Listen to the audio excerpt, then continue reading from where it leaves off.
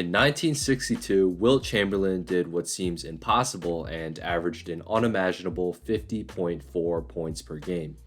No player in NBA history, including players who are considered to be the GOATs of scoring, such as Michael Jordan, even came close to averaging that many points per game. So, why is Wilt Chamberlain not considered to be by far the greatest scorer of all time if he averaged so many points per game? To make it easier to visualize, let's answer this question with an easier and more recent example.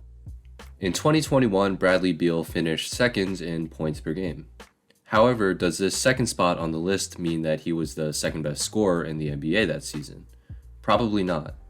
I'm sure we can all name at least 5 players each that are all better than him at scoring. So why did Beal end up second in points per game if he wasn't even a top 5 scorer? This is because the points per game stat that we all know and love is fundamentally flawed. Points per game does not show any context whatsoever. It's not standardized, as every player in the list has a different amount of minutes per game, possessions per game, and different teammates. For example, what the stat fails to show is that the Wizards were by far first in John Hollinger's team pace stat that measures the speed at which a team plays. This means Beal got more overall possessions and shots than most players. To be exact, he led the league by 1.7 field goal attempts in 2021. A way people have tried to fix the points per game stat is by measuring points per possession. This stat does a significantly better job at measuring how good a scorer is because it is a standardized stat. It answers the question, if everyone had the same amount of possessions, who would score the most? This list of points per possession leaders gives a much better picture of who the better scorers are. The points per possession values can sometimes get small and cumbersome, so sometimes we multiply the value by 100 to get points per 100 possessions. Keep in mind that I may be switching between the two for the whole video. Note that a possession is defined as any offensive team possession that a player is on the court for. So PJ Tucker standing in the corner and doing nothing here counts as a possession for him, even though he didn't shoot the ball. Also, when I ask who is the better scorer, I define scoring as who is the best at putting the ball in the basket at the most efficient clip. Of course, a player like CJ McCollum is a more versatile scorer and is better at making tough step-back jumpers than, say, Joel Embiid. But at the end of the day, Embiid is the better scorer because he's better at putting the ball in the hoop efficiently. As I said before, points per possession does a significantly better job than points per game at measuring scoring ability because it standardizes every player's possessions. But there's still a big problem with the stat. It does not measure the player's teammates. A player who takes most of the team's shots is way more likely to appear higher on the points per possession leaders list because, well, they're taking all of the shots. The best way to combat this is with the new stat that I'm calling true points per possession. What this stat does is it takes the points per possession stat and takes it one step further. It takes into account the amount of shots the player takes from their teammates. In order to do this, we multiply the player's points per possessions by 1 minus the percentage of shots the player takes from his team. The reason this stat makes sense is because the higher percentage of shots the player takes from his team, the smaller the factor that gets multiplied by points per possession gets. If player A has a high points per possession but takes all of his team's shots, that does not necessarily make him a better scorer than player B, who averages less points per game but on less of their team's shots. This simply means that player A takes more of his team's shots than player B does.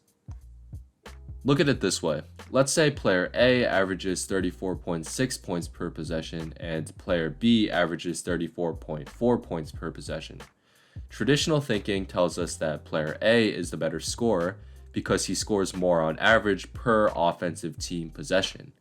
However, what this stat fails to show is that player A takes 24.32% of his team shots and player B only takes 18.45% of his team shots.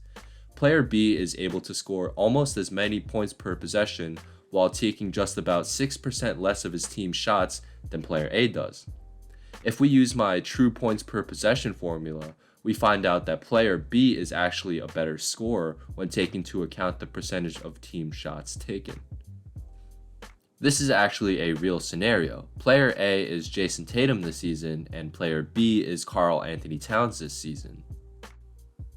Yes, Jayson Tatum scores more points per possession and points per game than Karl Anthony Towns, but Jayson Tatum just takes all of his team's shots and Karl Anthony Towns does not do that. And to me, that is why Cat is the better scorer than Tatum this season. He is better at putting the ball in the hoop while doing less than Tatum. Tatum loves to take these tough mid-range contested shots. Look here how he has a lot of options, but he still chooses to take the tough mid-range shot. He shoots these bad shots at a high volume as well. He is the second highest in the league just behind Paul George in percentage of team shots taken. Towns, on the other hand, has a better shot selection than Tatum. Look at how he's able to get himself open for an easy layup here or an easy dunk here. I calculated the top 15 points per possession leaders and converted their numbers to true points per possession, and here are the results. The top 3 points per possession leaders actually did not change, but there are some pretty drastic changes after that. The biggest changes that I noticed were the two players that take most of their team's shots in the league, Jayson Tatum and Paul George, both fell drastically. Tatum dropped from 12 to 15, and Paul George fell from 15 to 17, which actually booted him off the list. Another example of this is Steph. He takes a high percentage of his team's shots, so he fell from 5 to 7 and he got replaced by Joel Embiid and DeMar DeRozan, who both take a smaller percentage of their team shots. Joel Embiid takes a very, very low percentage of his team shots, so he went all the way from 7 to 3. Here's the math for all of the players that are mentioned. You can pause the video here if you want. One of my favorite examples of why this stat works so well is when looking at extremely high volume scorers such as Kobe.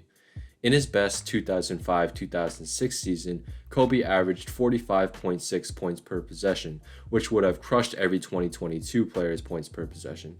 However, his tremendous points per possession does not necessarily make him the best scorer by a huge margin because he took a whopping 33% of his team's shots. That beats the top shot taker of 2022 by almost 8%. If we plug these numbers into the true points per possession formula, then we could see that Kobe drops, but he does not drop too much, which is good. He drops to the third spot if we were to compare him to the players of today, which I believe is a very appropriate spot for him.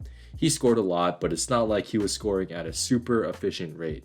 The third spot on the list is exactly where I would rank him amongst the scorers thus far in the 2022 season. True points per possession is a great new way to measure basketball scoring ability, but do keep in mind that it solely measures scoring ability. It does not measure offensive ability, defensive ability, or how good a player is. The leaders in true points per possession measures who is the best at putting the ball in the basket while doing the least, or in other words, it measures who the best scorers are this season.